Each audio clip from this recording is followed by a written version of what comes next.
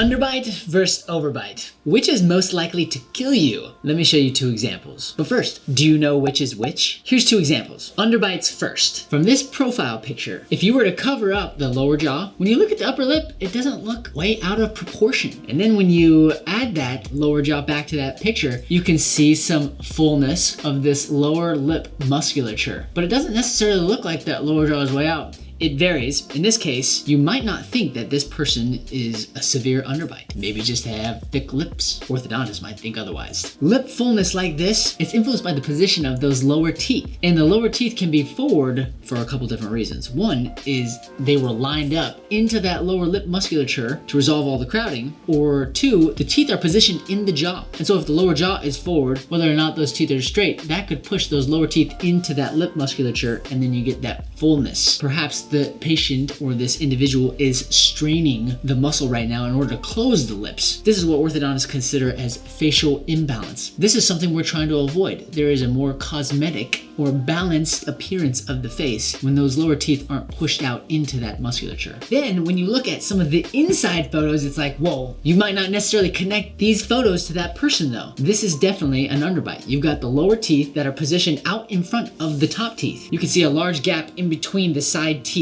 And if you were to draw a line along those lower teeth, you could see that it kind of do like a little swoop and then back up where the incisors are. That's called a curve of spee. Everybody usually has a little bit of a curve of spee. We've got crowding and a curve, and we're already in underbite. Well, can I just straighten my teeth with appliances out there that you sleep in? That crowding is gonna take those teeth even further forward. So that fullness, the underbite, it's all gonna get worse. Then you add that curve of spee, and you're like, well, what in the world does that have to do with anything? In order to get it flatter so that the teeth can fit together, that means that those front teeth have to come forward even more. Obviously, we don't want that. A little bit of asymmetry. Those midlines don't match up. Sometimes that can be because the teeth are just in wrong positions, maybe because you're crowded on one side, or sometimes a little bit of jaw asymmetry. It grew asymmetrically. Then you can also see that there is a crossbite. That lower jaw is quite large compared to the top. Sometimes that happens whether your jaw is forward or your jaw is back. Because they're not synced up, usually the relationship is off in the back, and so it's not crazy to see a crossbite. Then, when you look from the front, you can kind of see it looks like those top teeth spread out, almost like they're flared out to the sides or to the front. They're trying to reach the bottom teeth. They're trying to be on the outside. That is a classic trait of individuals with underbites. Those top teeth try to reach forward and those bottom teeth back so they can touch each other in order to compensate for bones that are off. And in this one, you can see this picture of an x-ray where this individual has bones, a top bone that is set back and a lower jaw bone that is forward. So not only is it when we have underbites that our teeth are sometimes off, but we actually have bones that are off. It could be a hypoplastic maxilla. That means that your upper jaw didn't grow down and forward enough. The lower jawbone could also grow too far forward. So you could have back, you could have forward, or you could have some combination of the two. And of course here you can see those lower teeth are pushing out that lower lip. Usually it's the top teeth that support the upper and bottom lip. Well, how do you fix an underbite? Between ages of 6 and 8 has been shown to be fairly predictable in influencing the position of the upper jawbone. So let's say you have an upper jawbone that is back compared to your lower jawbone, and you're like, well, what we need to do is we need to try and get that forward.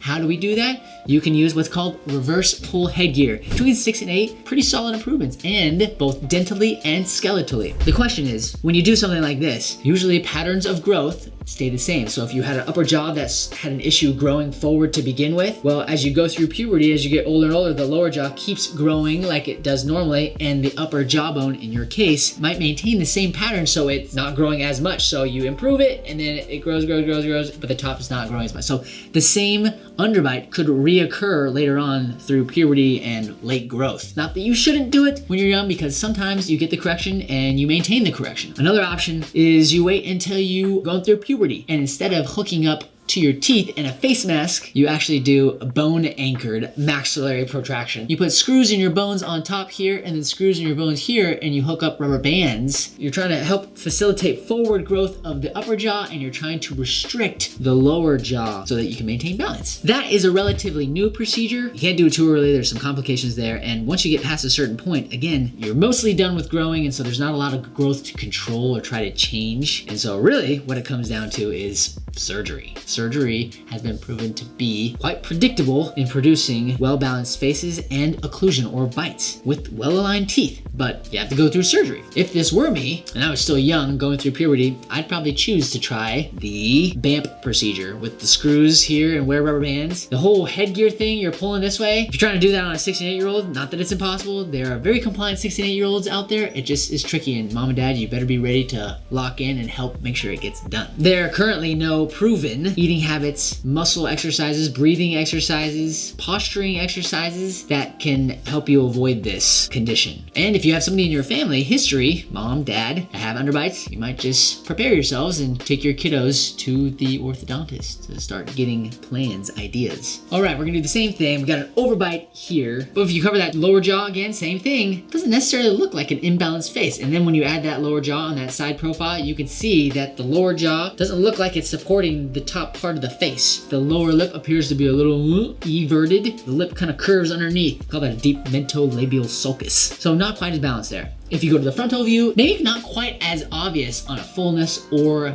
facial imbalance. Then you go to the inside pictures and you can see here, right? There's that gap. Most people call this overbite, but it's actually referred to as overjet, excessive overjet. This individual top teeth reach out in front of the bottom teeth, or the bottom teeth just sit considerably behind the top teeth. You also notice that we have a crossbite. I mentioned already, same thing with the underbite. When you look at the front, okay, this is the overbite that I'm talking about. You can't see any of the bottom teeth. Part of that, remember that curvus I mentioned, right? Those bottom teeth, they just curve right up. That leads to a very deep bite or a deep overbite. So you can't quite tell that this is excessive overjet in this case, but those side photos definitely help you understand. Okay, and then you've got the x-ray on the side that shows the bone relationship here. Top jaw here, bottom jaw back here.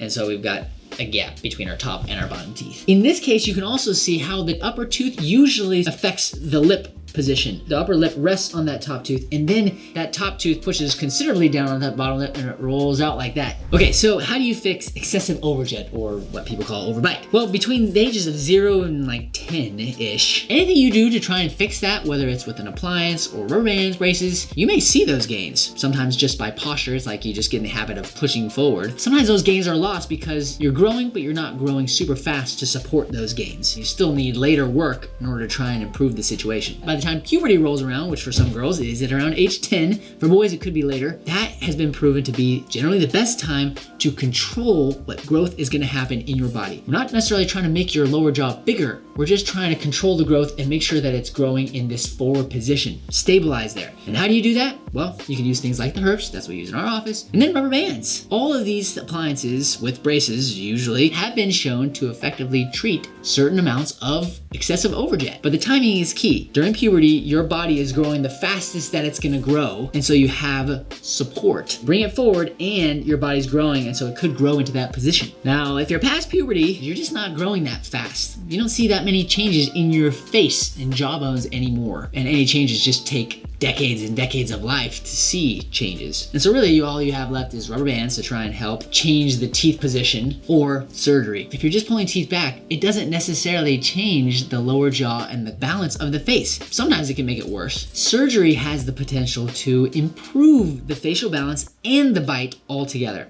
Of course, trade-offs, just like with the underbite. So now that you know everything you need to know about underbites and overbites, which one is most likely to kill you? There has been some research that suggests that those underbite folks have a harder time chewing through things. In theory, could lead to significant problems, but there is no evidence out there, no reports of underbite folks or overbite folks dying primarily or solely as a result of their bites. So hopefully if you have an underbite or an overbite, that puts you a little bit at ease. Don't worry, but it's still a good idea to get it checked out. Fix what you got going on to get you the straight teeth and that beautiful bite. That's all I've got, just a little PFO so you know where you're going. Packard out.